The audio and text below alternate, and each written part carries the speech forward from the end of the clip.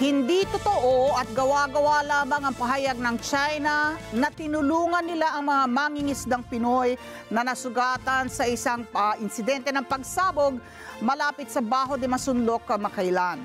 Ayon sa mangingisdang si Rolando Lumampas, hindi sila tinulungan ng China at sa halip ay hinarang pa ng China Coast Guard o CCG at ng Chinese militia vessel ang barko ng Philippine Coast Guard o PCG na BRP Sindangan na tutulong sa mga sugatang mangingisda. Bukod kay Lumampas, sugatan din sa insidente ang kapitan ng FB Aquio na nasabugan ng makina habang naglalayag sa Bajo de Masinloc.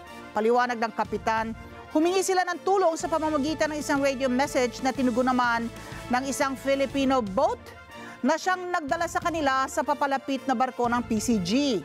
Ang pagtanggi ay ginawa ng mga mangingisdang Pinoy bilang reaksyon sa pinalulutang na kasinungalingan ng China sa kanilang state media ng Global Times, kung saan sinabi ng mga ito na iniligtas nila ang mga mangingisdang Pilipino at binigyan ng life jacket.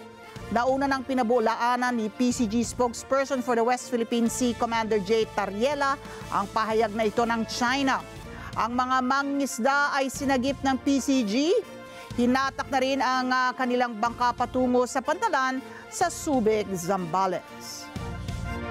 Maraming salamat sa inyo pong pagsubaybay sa Mata ng Agila Primetime.